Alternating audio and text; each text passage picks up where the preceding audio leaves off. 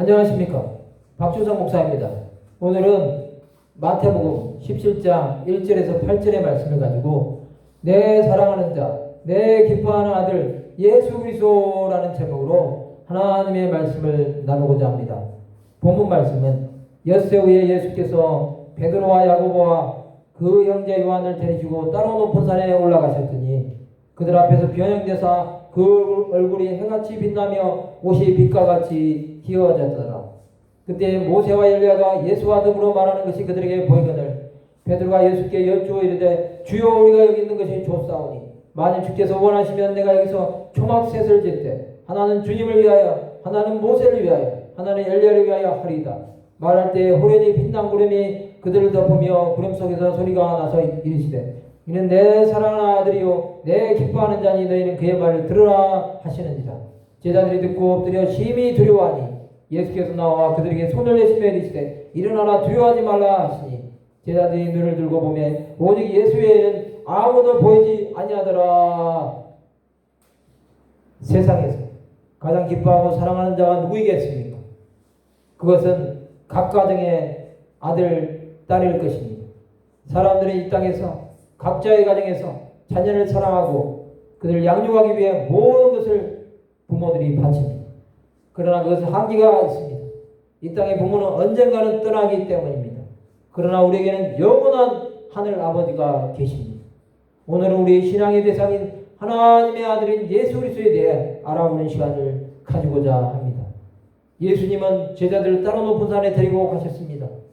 본문 마태복음 17장 1절에 보시면 엿새 후에 예수께서 베드로와 야고보와 그 형제 요한을 데리시고 따로 높은 산에 올라가셨더니 라고 말씀하고 있습니다. 이 말씀은 변화산 사건, 예수님의 순환을 예고하기 위한 것입니다. 먼저 예수 그리스도는 어떤 분이십니까? 첫 번째로 육신의 몸이 변형될 수 있는 분이십니다. 마태복음 17장 2절 상반절에 보시면 그들 앞에서 변형되사라고 말씀하고 있습니다. 예수 그리스도의 변형은 죽은 자의 부활이 있음을 보여주기 위한 것입니다. 영광스러운 몸으로 변화되심으로 하나님의 뜻을 이루기 위한 과정입니다.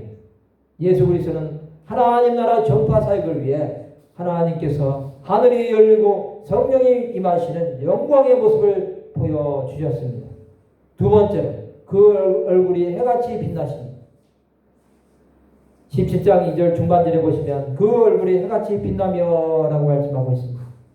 예수 그리스도의 얼굴은 해같이 아름답게 빛나셨습니다. 그 모습은 세상에 있는 인간이 할 수 있는 모습이 아닙니다. 하나님의 사람 모세의 모습이 예수 그리스도와 비교되지만 그는 그림자일 뿐입니다. 히브리서 3장 2절에서 6절에 보시면 그는 자기를 세우신 이에게 신실하시기를 모세가 하나님의 온 집에서 한 것과 같이 하셨으니 그는 모세보다 더욱 영광을 받으실 만한 것이 마치 집지은 자가 그 집보다 더욱 존귀함 같으니라. 집마다 지은이가 있으니 만물을 지으신 이는 하나님이십니다. 또한 모세는 장래의 말하께서 증언하기 위하여 하나님의 온 집에서 종으로서 신실하였고 그리스도는 하나님의 집을 맡은 아들로서 그와 같이 하셨으니 우리가 소망의 확신과 자랑을 끝까지 굳게 잡고 있으면 우리는 그의 집이라고 말씀하고 있습니다. 해같이 빛나는 예수 그리스도의 형상을 바라보시오. 세 번째로 옷이 빛과 같이 휘어졌으니 17장 2절 하반절에 보시면 옷이 빛과 같이 휘어졌더라고 말씀하고 있습니다.